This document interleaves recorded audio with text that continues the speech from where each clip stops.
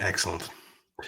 So, hello and welcome to the first of our YouTube editions of Molby on the Spot here on our new platform.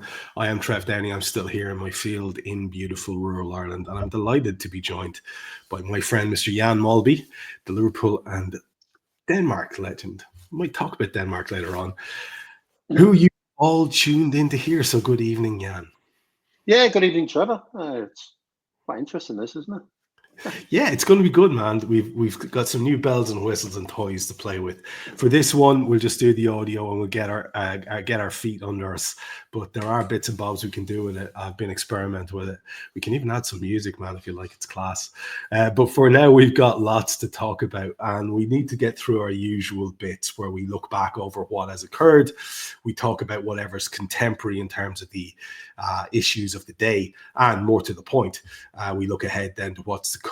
Now, we'll probably keep that sequence a little bit smaller than usual because the next two games coming up are two cup games. And I don't know where your heart is in terms of those, or Liverpool fans in general. So we might just not do as long as usual on those, but we might have a look ahead to what promises to be a very exciting February in terms of the league, with potentially now, if the Aston Villa fixture is rescheduled in there, 5 tough games ahead. So that will feature a little bit later on. But for now, it's been a while since we spoke the last time. I'm just having a quick look here at where we have been in terms of the most recent fixtures. It's been a while. I think we missed out one because basically, or maybe two, because of my stupid infrastructure here in Ireland. And if I'm not mistaken, that would include at least maybe, like I said, 3 games. Obviously, Bournemouth was the last one out. We definitely missed out on talking about PSV. But I don't think we've spoken since the Ipswich game. Would that be right, Jan? We spoke, I think, the day before the Lille game. The day before the Lille game. There you go. Yeah. Yes, so I think we missed 4 games.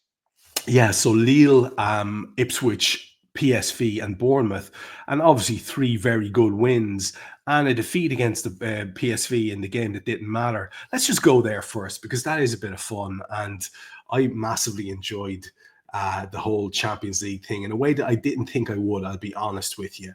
I thought when I saw it, I think old dudes like me are a bit wary of change, and I just thought, I'm not sure what this is. And I remember when you and I spoke about it, I think we both had a kind of cynical idea that maybe it was about revenue because it was an extra couple of games in there before the knockout sequence. But it has been enjoyable primarily because Liverpool have absolutely cakewalked it.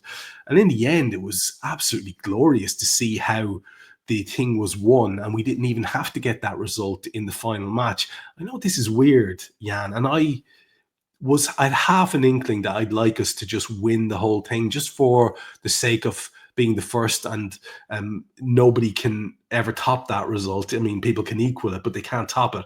And I think it would have been a lovely statement.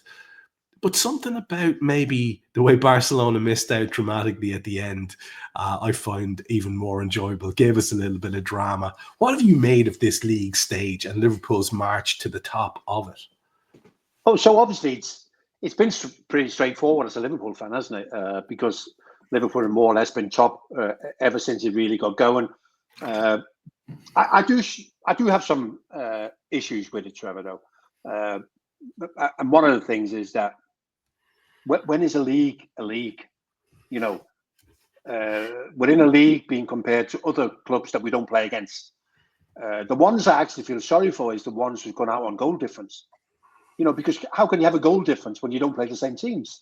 So in terms of that, I do have a small issue with, obviously, when is a league a league. The other problem I have, Trevor, is that we played.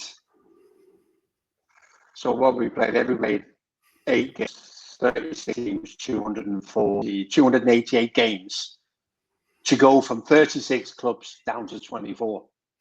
That's a lot of games to get rid of 12 clubs, of which 7 or 8 of those clubs feel like it's just something we've attached onto the back of the Champions League. They are Europa League clubs, you know what I mean? So I do have, they're kind of my issues I've got with it. And also, I find it very difficult we didn't have that problem because we were top of the league. But it's like you only focus and be on your own club. It's difficult to focus on anyone else because you don't know what they're up. You don't know what need things every minute. I think if you're a fan, you kind of go, yeah. And it would have been great, as you said, it would have been great to be the first team ever to win all 8 in this new format. That would never be beaten. They might be equal. So, I don't know. On the last day, we had the issue of Manchester City. But we only had the issue with Manchester City, really, because they massively underachieved. That, in my opinion, had nothing to do with the new format.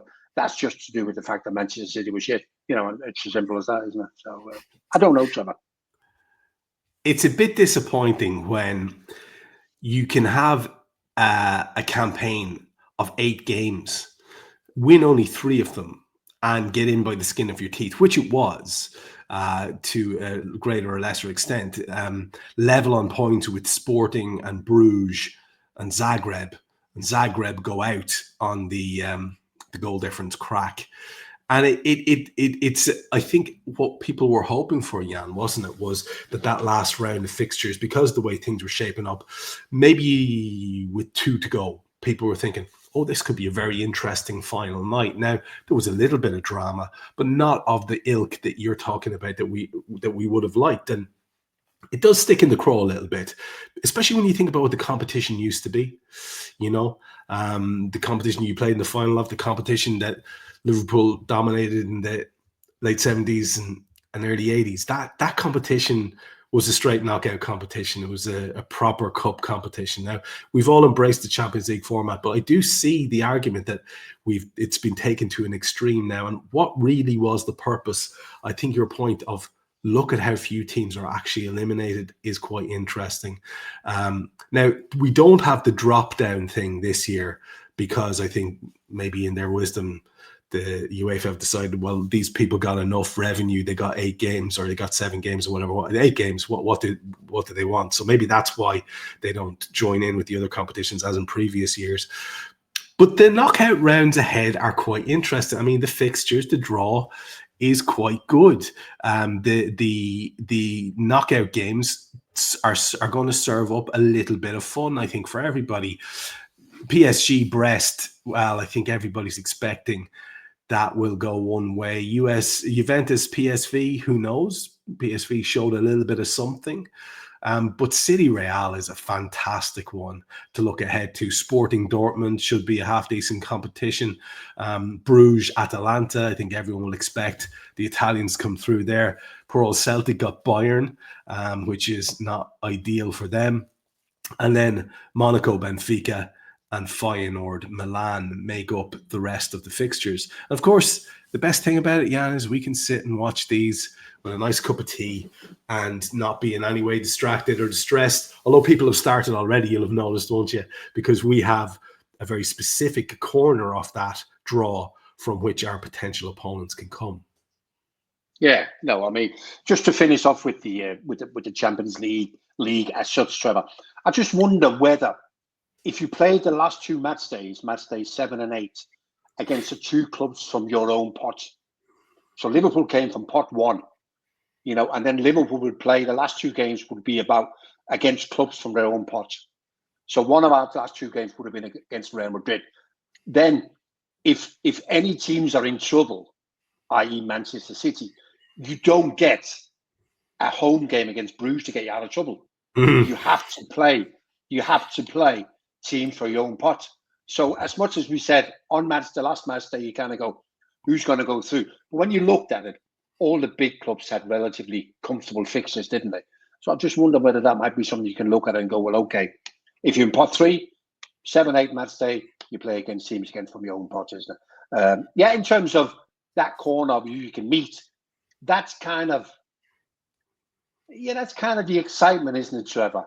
And obviously the reason that they've done what they've done, they've given everybody the possibility of meeting 2 different, is that so you can't fix it on the last day who you want to play against, because there's still that draw involved, isn't it?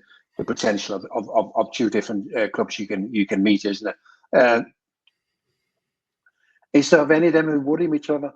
I was talking to a friend of mine about this the other day, and the Liverpool fans, when they panic in, they go, what do you think of the Champions League? I said, well, what do you think? I mean, I look at them and I go, who do I lose any sleep over?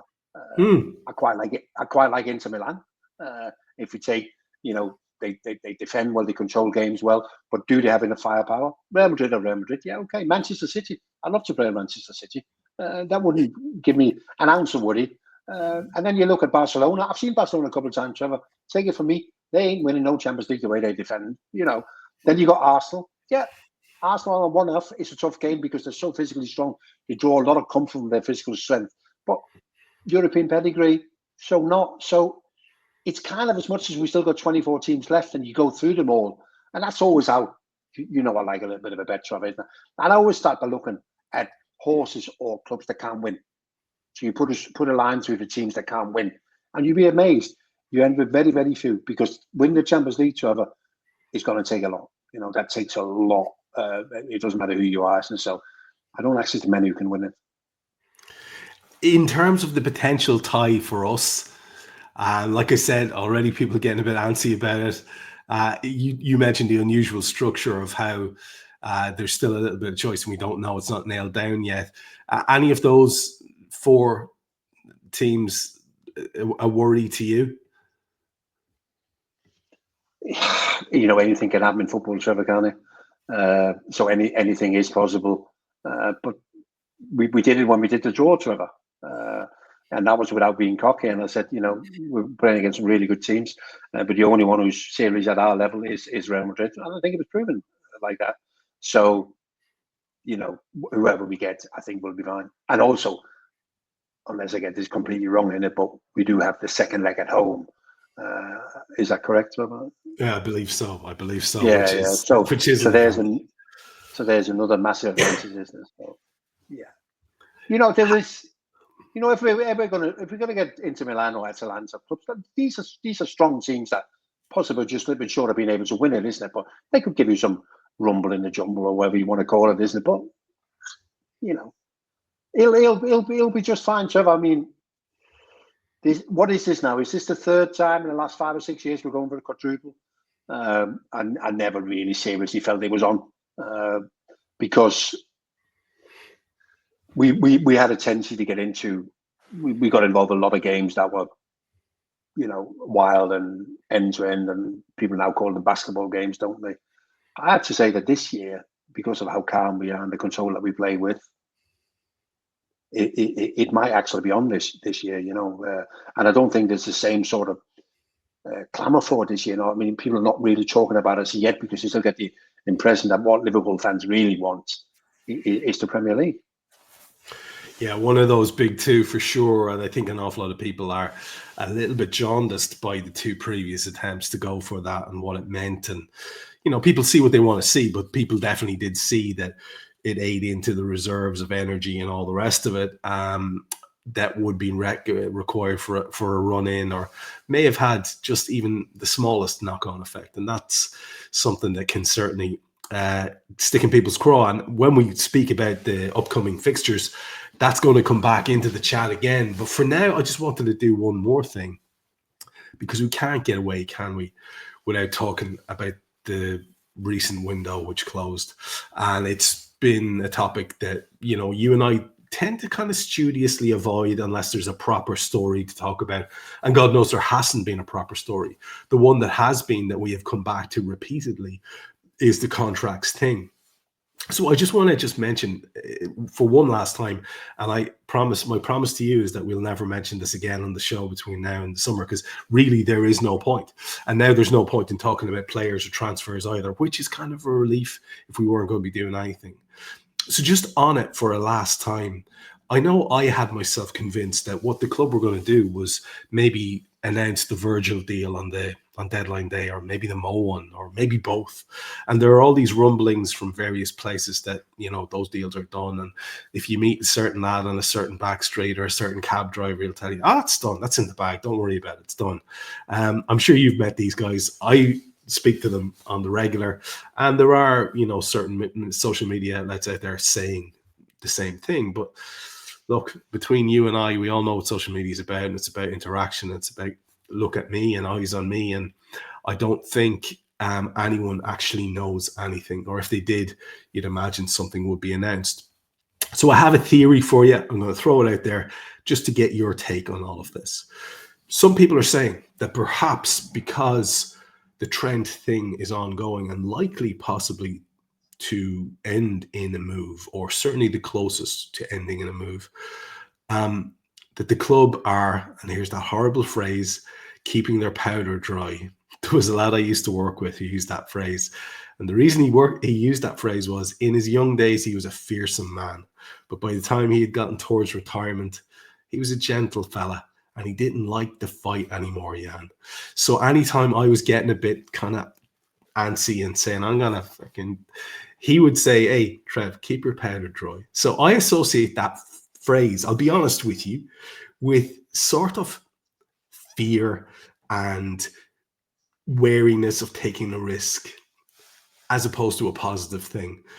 What do you think about that? That they're worried about the funds that might be needed if we have to replace Trent, and it'll take a certain amount of extra funds if we have to replace that particular player. Is there anything in that, Jan? Why couldn't they have given us at least one thing to hang on to in this window?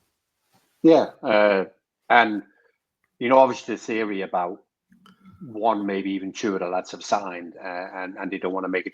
I mean, that was aired at Anfield.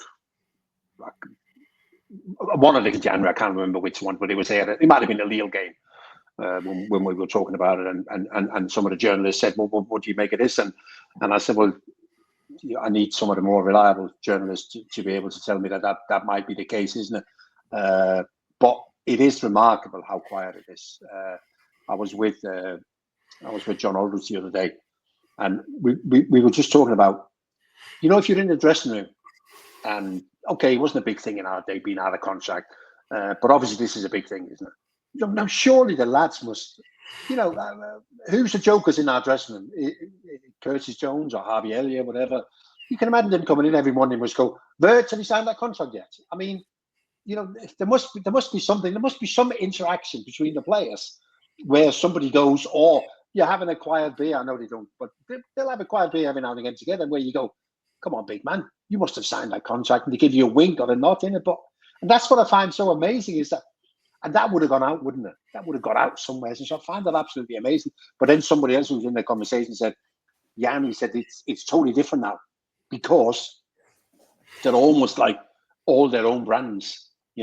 It's like we all sort of played for Liverpool Football Club, and that was a brand. But now today, all the players are themselves who come together and play a team sport. He said, so what they actually talk about is totally different to what you used to talk about in the dressing room. So maybe there isn't any. But yeah, I was a bit like, I mean, on the 31st of January, it wasn't only sorry, it wasn't the 31st of January, was it, Trev? It was the 3rd of February when the window closed. And I did sort of sit there and think, the wife said, I said, nothing's going to happen. I know Liverpool won't do anything, but I was still expecting that kind of, here we go. Here's a little bit, isn't it? So I really don't know what, Trev. It's during the week, I don't have a problem with it. But I know that when I attend Liverpool matches, you get a million people going in, and some people are starting to freak out, because obviously it's not probably are reliant on Virgil and Mo is still very evident, isn't it? So of course people are going to freak more and more. Yeah, look, I will never blame them because in recent years I've allowed myself to get into this transfer stuff, having kept it at bay for decades, and it can become all consuming if you let it. Thankfully, I'm too old to be bothered by the likes of that. When I finish a show, but other people, they live it, Jan, and for some people, I think it's almost as important as the games. It's wild. And they watch the bottom line. Some people are talking about club accounts.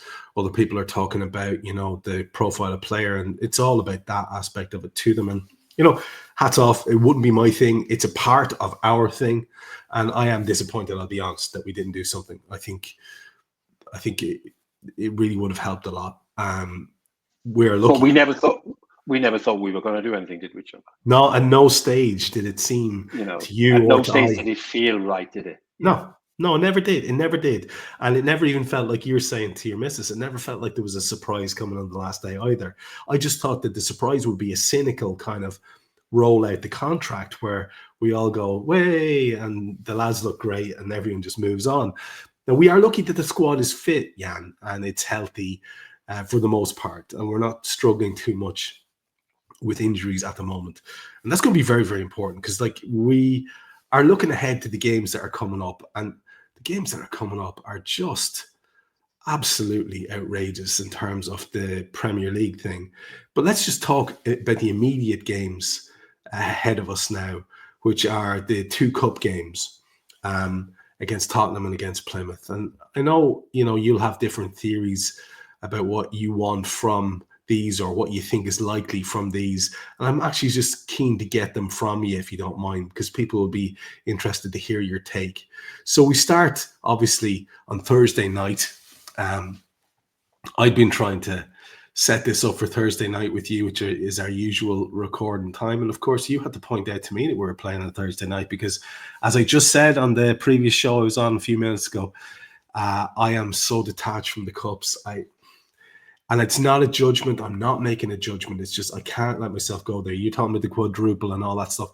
It is what it is to me. I am hoping I'd be just as happy if we PS feed the next two games. That's where I am. But I understand there'll be probably a mixture to get tempo into legs and keep people ticking over. Do you expect them to be treated in that cynical way, with us sitting now top of that Champions League and I'm showing Europe what we're capable of, looking like we have to be amongst the very favourites for it, and with the league very much in our hands? I know it's early to be saying that, but it simply is.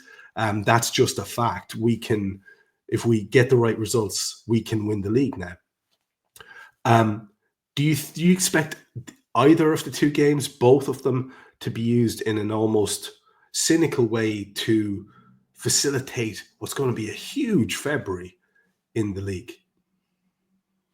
No, I think the Thursday night game against Spurs, we're going to go strong.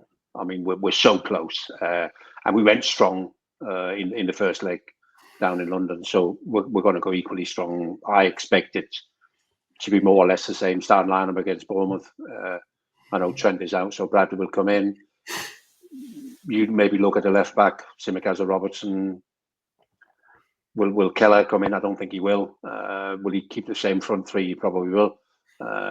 Position he has been changing a bit is Curtis and Szoboszlai, because that's probably the most demanding of the three midfield roles, because that's the first press. So they're the ones he's been changing a little bit apart from that. But funny you should mention the thing with injuries before, Trevor. So the Bournemouth game, Chiesa and Joe Gomez, there was no room for them on the bench because we had everybody fit. It's the first time in the month of February we've had a fully fit squad since 2007. Yeah. Just it's an incredible stat, isn't it, Trevor? It just proves how difficult it is to have everybody fit and ready in it. So when you look at some of our competitors and how they're struggling with injuries, we're not. And while I was picking up that stat about the fully squad, I also saw the stat about player availability for Arne Slot while he was at Feyenoord, and it was over 90%. I mean, I know they don't play as many games in the Eredivisie, but nevertheless, player availability over 90%, Trevor. I believe he played a massive part in Liverpool wanting to speak to this guy, because their record is spot on. You brought that up, to be fair, when we spoke about Arne in the early goings when he was announced, and you mentioned that was one of the things the club was looking for and looking at, was that ability that he seemed to have with his team and his team of professionals around him to keep players fit. And it is lovely to see that come to fruition, as well as all the other beautiful surprises we've had with this guy, to be fair. And it is interesting to think about these cup games. I do agree with you. I think he will likely go strong because it is the game that it is. And, tempo is important. But I would see quite a big shake-up come for the next one after that. And it'll be interesting to see. We'll come back at the end and get your predictions for those two cup games and see what you think. But for now, if you wouldn't mind, and I think a lot of people will be interested in this, I wouldn't mind having a look at what's ahead for us in terms of the fixtures. And February is looking very, very, very exciting indeed. Let's just go through them if we could, because it'll be effectively that by the time you and I next speak, in terms of it will be into that run of league games. So once we get Tottenham on the 6th and then Plymouth away in the FA Cup on the 9th out of the way, we are looking at a couple of very, very interesting games. Everton away on Wednesday the 12th. We then go the following Sunday and play Wolves at home at Anfield. Then we have a week off till the following Sunday, where we play City at City. And then we have on the Wednesday following that a home game against Newcastle. So in both cases, a challenging away for different reasons, with a challenging away with what do you call it? Then a very, very difficult home game as well. It's a hell of a run, and yeah, it's complicated by the fact that apparently, depending on what happens with Liverpool's semi-final against Tottenham, there may be inserted in there a game against Aston Villa as well, just for good measure. This is mad. It's a hell of a run. I'm going to throw something at you just to get you to begin, and you can take it wherever you want after that. But I've just been interviewing myself on the show by Dave Davis. By the way, kudos for that little stat you just pulled there out of your top pocket about the... Dude, you never fail to surprise me with these things. I just had that quoted to me by Dan Kennett, who's one of our stats guys, in a private chat over there. And he was saying, oh, it's the 2007 thing. I was like, yeah, fair play. That's a good stat. And there you just throw it off the top of your head like it's just hanging around there. Tremendous stuff. But in terms of this run, this is, what a challenge. And I am just going to frame it for you like this, and you take it wherever the hell you want. And I wouldn't mind just getting your take on each of them if you wouldn't mind each of those games. I'm thinking that if maybe City had gotten a little bit of courage in them there at the weekend and beaten Arsenal, I would have had that quiet feeling that, it's not done or anything like that, but psychologically I felt it would be very much getting there. The way I feel now, Jan, is if we push through this month in that sort of ruthless, relentless, calm, unfussy way that you were mentioning a few minutes ago, that's been so interesting to watch, and we end up with 4 or 5, depending on the amount of fixtures, wins, it's hard to see anyone keeping pace with that. It's hard not to see the psychology swinging so much in our favor there that it's as good as done. That's where I am, and it's a very positive sort of mindset. It's not like me. I'm surprising myself. What do you think? Yeah, I mean, we briefly spoke about it the other week, Trevor, didn't we? We talk about, I said if Liverpool don't win the league, Arsenal win it, and if we win it, Arsenal finish second. And I'm not going to change my mind on that. That's how I see it. The problem we've obviously got with February is that the one game's been rearranged already, and possibly the other one are both away from home against very tricky opposition. So that adds all to it, doesn't it? Everton, I can't quite make my mind up. I wasn't looking forward to the game at the time when we were due to play them on the 7th of December because there was gales on Merseyside, and I'm thinking this is going to be a nightmare. It's a set piece and long throw-ins into our box. We can't clear things and whatever. But now we're looking at a different challenge, aren't we? David Moyes being back, them. Yeah, well, they're having a great time at the moment, aren't they? They got themselves out of any worries about relegation. But the thing you got with the others as well is you got Aston Villa, who've been derailed a little bit by Champions League, and they haven't been able to cope with the Premier League games either side of Champions League games. That's been their biggest downfall this season. But at some stage, they need to start winning games if they want to be in the Champions League again next year. And the big problem you got with Manchester City is that, they also need to start winning games if they want to be in the top 4. It might and probably is going to be a top 5 because of how strong England are with the points. But also, losing 5-1 is not something they want to experience again, is it? So they won't just go into the Liverpool game as another game. They'll go into the Liverpool game as difficult and a game to worry about, because you could get yourself embarrassed again like they did at Arsenal, because Liverpool are capable of this. And so I just can't see. He said it before the game, Guardiola. There's a certain type of games we can't play when we play the best teams, and that's an open game. What happens when Arsenal get 2-1? A bit of luck, deflect a shot, 2-1, City open up, bang, bang, bang, 5-1. Yeah. So the one thing they're not going to do when they play us, Trevor, they ain't going to open up. They can't play an open game against the top teams anymore. So it's going to be a tactical battle. He's going to get men behind the ball. He's going to try and keep possession and try and keep us away from the ball, isn't it? But he's going to refuse to allow the game to become open. That's for sure, isn't it? So it's difficult, isn't it? Newcastle, it's the last Premier League game of the month. I'd have probably been more worried about playing Newcastle a month ago when they were absolutely flying. I think they might just have flattened out a little bit.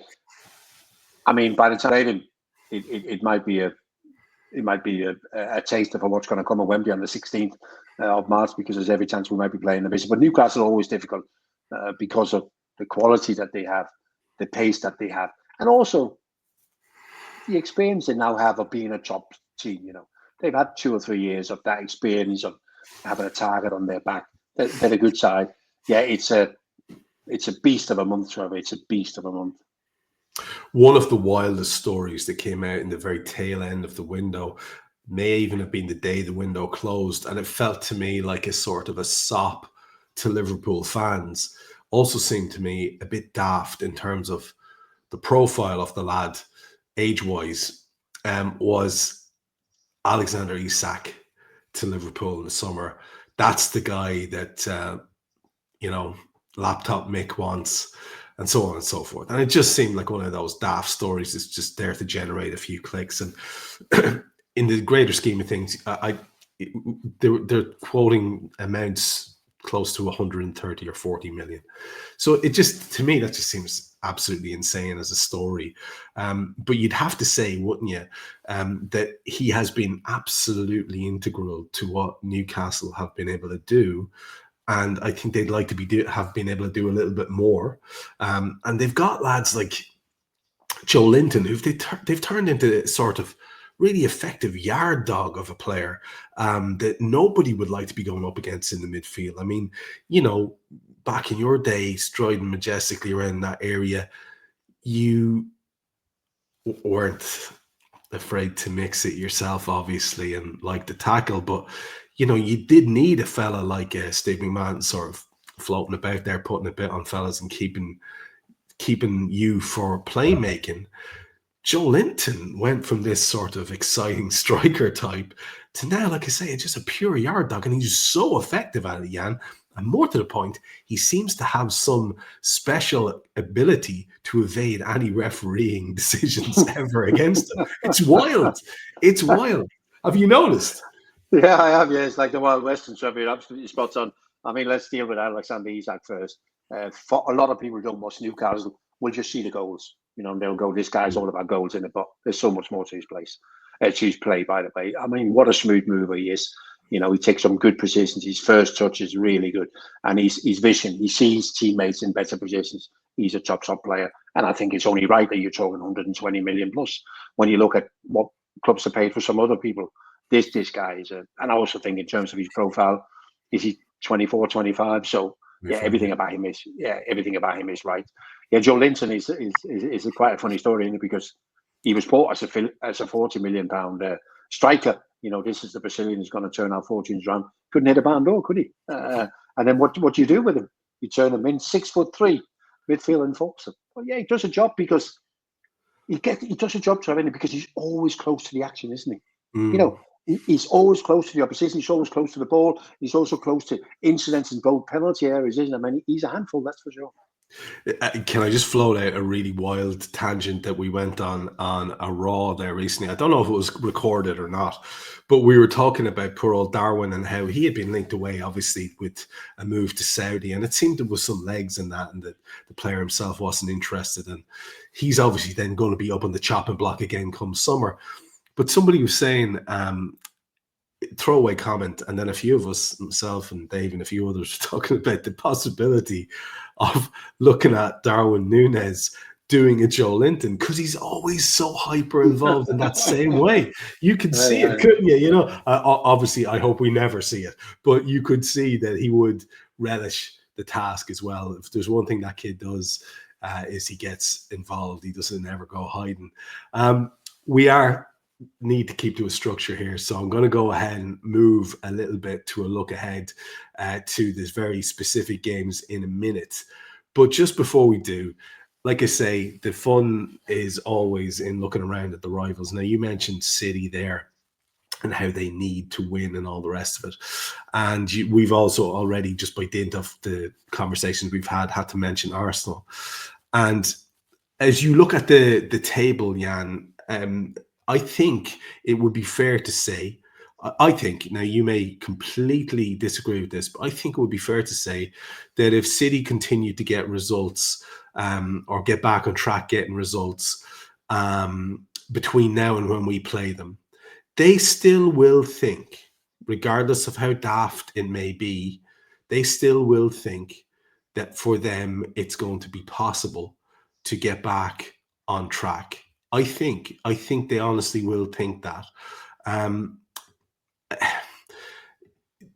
What do you think of that, first of all, as a theory, and how much more is that going to then put on the game? Like, I hate saying this because it sounds almost condescending. I really do not want to be condescending to the team has been so successful recently. For whatever reason, we don't have to like it, but I think they will look ahead and they'll say, well, Forest are only 6 points ahead of us in third place, and then Arsenal are a further 3.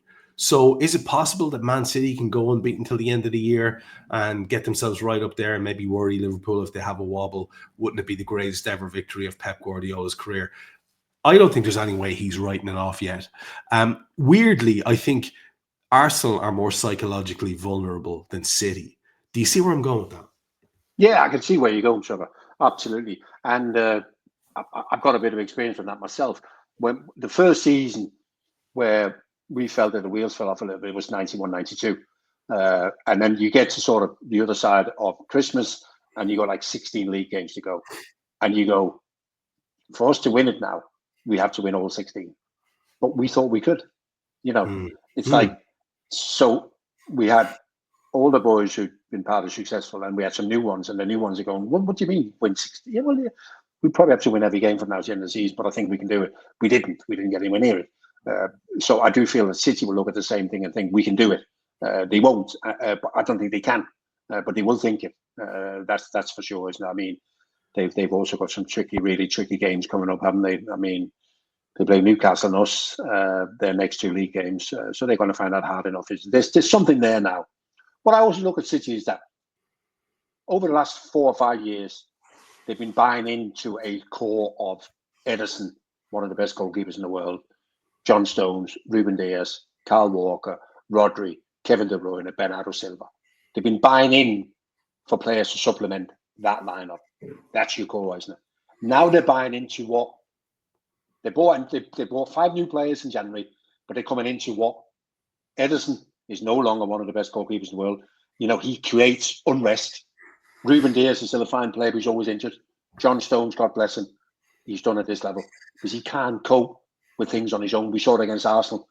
2 late Arsenal goals down his side. He can't cope on his own. They haven't got a right back. Kyle Walker's gone, and they haven't got a right back. Rodri's injured. Kevin De Bruyne, one of the players I've enjoyed watching the most in the Premier League. He's done at this level. He is what I call an open space footballer. So he plays in the open space. So when they lose the ball, he can't recover. He's lost that ability to recover. If you put him in at number 6 and you said, you sit there and do your job, he could do that. But he's an open space footballer. So when you lose the ball, came on against Arsenal at 2 or 3-1, wow, it was like a motorway, Trevor. And then you got Bernardo Silva, who might find his legs again, but for the time being, they've deserted him. So what are you actually buying into? So Mamouche is coming in and Kosanov, they're coming into what? They're coming in to almost be the team because the core is gone. I think they've got big problems for them. I think that's fair. And it will be very interesting to watch. I won't lie to you. I'm glad to hear that. It's sort of calmed me down a bit because I did in the back of my head have this sort of, and I think every Liverpool fan does have a little bit of sort of, a little bit of residual trauma from all those close battles and the inevitability of City. So it's interesting to hear your take on it, and it seems balanced to me. I have to say, I have to agree with it. Just in terms of Arsenal, then, just briefly to talk about them, and I mentioned that I thought they might be more psychologically fragile. I'm basing that on a couple of campaigns where they got close and didn't quite get there. I'm basing that on what seems to me to be some odd enough statements and outbursts and expressions by the manager. I'm basing that on what seems to be some sort of overly performative celebrations and stuff like that from the players. Now, I could be just seeing what I want to see, and I could be a little bit jaundiced by the fact that I'm not a massive fan of this group of lads and this manager myself. I can't warm to them as a team. I certainly can't warm to him as a fella. To me, he's Guardiola light, and I've never liked Guardiola since he came to the Premier League because he always seemed so prissy, arrogant, aloof, as if he was doing reporters a favor to speak to them. And then, the like I say, the prissiness and the inability to have any sense of humor about himself, I've always found difficult. It seems to me that our man Arteta might be riding that same train in terms of how he approaches the press as well. I just wonder, Jan, what it will take to knock them off the scent, if you know what I mean. Yeah, I look at Arsenal and I'm thinking, what are their options from now to the end of the season? And they'll have to win a lot more games than we do. And that's their biggest problem. And in terms of attacking options, Raheem Sterling, Kai Havertz, Trossard, Martinelli, and then you got the young boy and then Wanyeri, who, to be fair, is going to be a player. But I just don't think that's enough. Trevor. That's going to be their biggest problem. In that, you just always feel, and even the Brentford game the other week, you just always feel, it's going to come, it's going to happen. And I don't think Arsenal got that in them. And I agree with you in terms of, yes, you beat City 5-1. But in the big scheme of things, it's just 3 points, isn't it? It's whether they will actually ever get there or whether they'll just be a club that from time to time will be able to celebrate big wins and getting close. Because I do believe that, this is the third year now where they've been in amongst the best two teams in the Premier League. So that in itself, fair enough, isn't it? But I just don't know whether his legacy, Arteta, in the end will be didn't win the games he had to win. I think that might just be his legacy, that the games you had to win, he didn't get done. There is quite a lot of pressure building on him, despite the fact that you do see quite a lot of tremendous support for him from Arsenal fans. It would be a lot of outlay, Jan, wouldn't it, if he was to finish this particular campaign without a major trophy? It would be a lot of outlay. They've got that FA Cup that they won in his fourth year with a different team, a bit like if Kloppo had won, say, the Europa League that time when he got us there to the final in that first year. It just seems as if I don't know how they're built as a club, as a fan base, him as an individual, for another year where it doesn't quite happen. If you were to throw a sneaky tenner on Arsenal achieving a pot this season, would you be confident? No, I wouldn't know where to place it, Trevor, to be fair. I think in terms of Arsenal Football Club, I think fans, Trevor, more or less are all the same, and in terms of expectations and whatever else in it. I think right this moment in time, Arteta not winning anything is not something that gets discussed in the boardroom. But I think there is a big summer coming. They didn't do any business in January either, and I think there's a big summer coming. I think this is like the Alisson Van Dijk transfer window for Arteta. In the summer, you're going to get a striker and probably a wide attacker. And then, then it becomes, now you need to deliver. So at the moment, I don't think it's an issue. I do think that the owners are quite happy to be back in the Champions League, because they had quite a number of seasons out of the Champions League.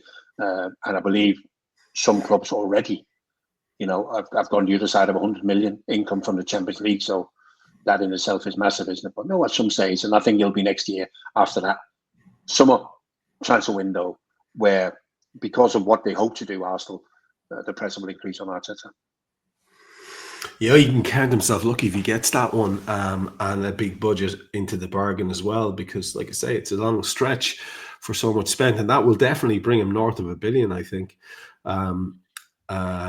overall. Unless I'm remembering my numbers wrong. Let's get to where we wrap up the show.